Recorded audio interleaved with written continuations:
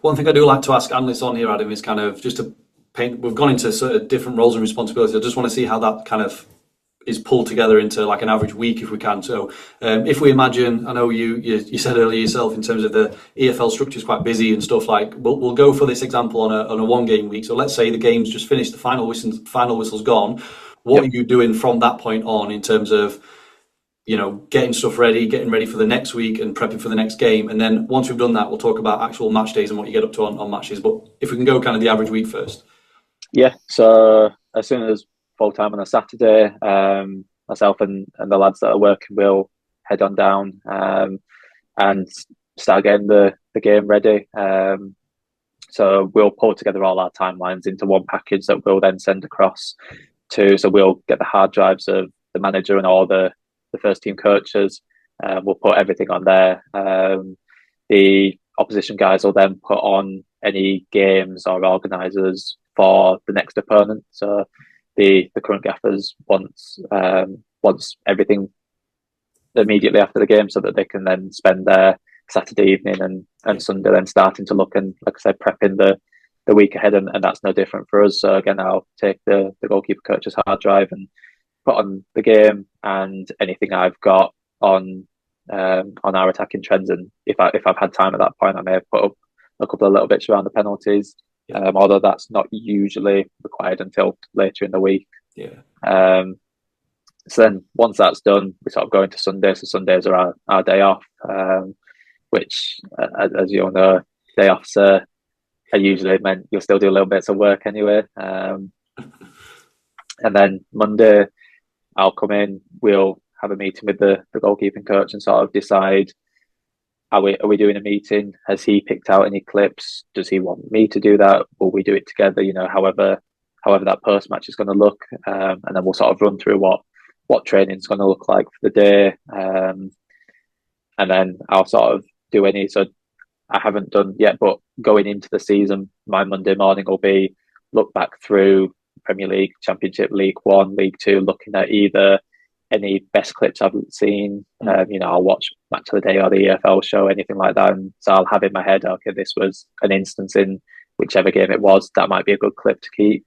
Or even just something I like to do is just watch through all the goals that have been conceded. And just, again, it just gives me an idea of, okay, what are teams looking like? How are they actually scoring goals, not just in our league, but across all the leagues, across English football. Because I think you can really start to pick out little trends then. And again, you never know, we may get someone, you know, championship team in the FA Cup, and we'll go, okay, well, I've actually seen them a couple of little times. So that'll be a typical Monday morning. Then we'll go into training. Like I said, I'll be out on the grass. I'll come in, I'll clip up all that. Again, I'll then send across a little organiser with any clips to the goalkeeping coach of, here's a little few bits I picked out. Is this anything you want to keep? Is this something for IDPs? It'll be yes, no, maybe. And then I'll then be starting to look at prepping for the rest of the week. So building into the following Saturday, getting stuff ready. It'll be a very similar thing on Tuesday. Again, just doing as much as I can.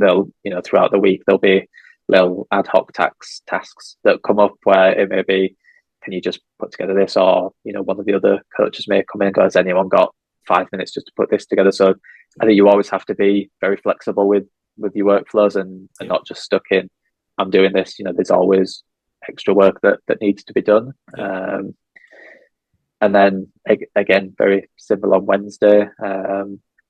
Thursday, again, typically our day off in a Saturday to Saturday week. And then going into Friday, match day -1, it'll be, have we got everything ready now? We need to start sending stuff out to the players. That's whether it's the attacking trends, the penalties.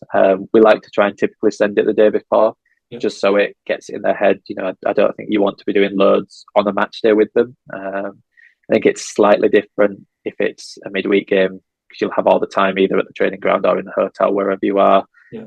But I think, on a Saturday, you really want to just leave them to it, and have the majority of your work done and sent out by Friday evening. And then kind of getting to match day, then kind of what time are you arriving, Adam? What's your kind of role on, where are you on match day? Are you on the bench? Are you in the gantry? Are you in the stand? Like what does that look like? So typically I'll get to the training ground for 9, 10 o'clock if it's a 3 o'clock kickoff on a Saturday. Again, I'll be getting anything ready so that I've got everything. So come full time, I can send everything across to make sure that I'm fully ready for that. I'll then head down to the stadium at normally about 12 o'clock. So I'll typically cover the stadium setup for home games. So setting up all our equipment on the bench, on the gantry, wherever we are, getting the changing room ready, putting all the set players up, all that type of stuff. Yeah. And then it's just a case of waiting for the players to arrive, seeing if the coaches need anything last minute. We'll get the team sheets. I'll have a little discussion with the goalkeeper coach of, okay, is the main penalty taker there? If he is, great. If not, have we got everything on everyone else? Do we need to do a quick last minute look? And then, so on when the game kicks off, so we'll be, for home games, we're up in our press box. Yeah. So there'll be usually 3 of us on a home game. We'll have radios down to the bench.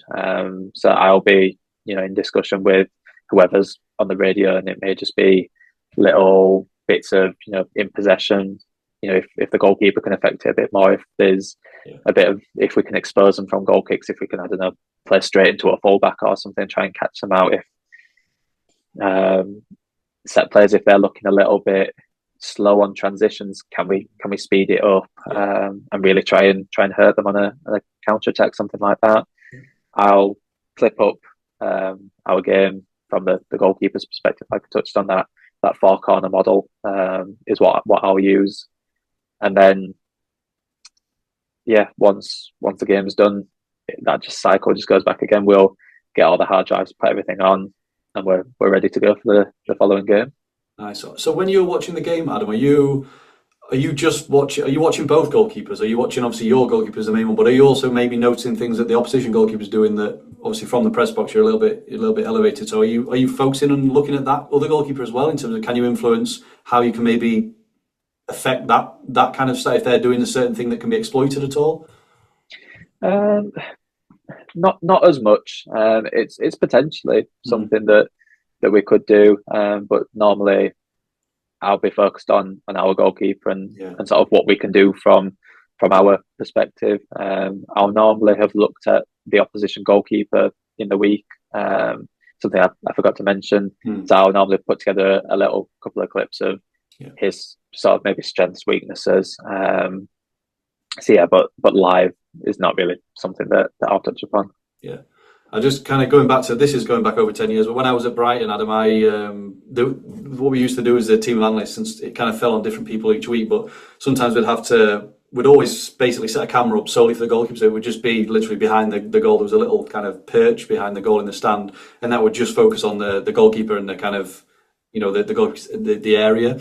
And I do remember kind of after the game, when we go to the analyst room and stuff, the goalkeeper, it was Cusack at the time, Thomas Cusack. He always used to come into the room. He wanted to see his clips straight after the game, see things straight away, whether he'd done something right or wrong or whatever. So, but that camera just focusing on the area, and obviously that was then reviewed from the goalkeeper coaches, and kind of, it was interesting. So it's long time ago, but it was all fun.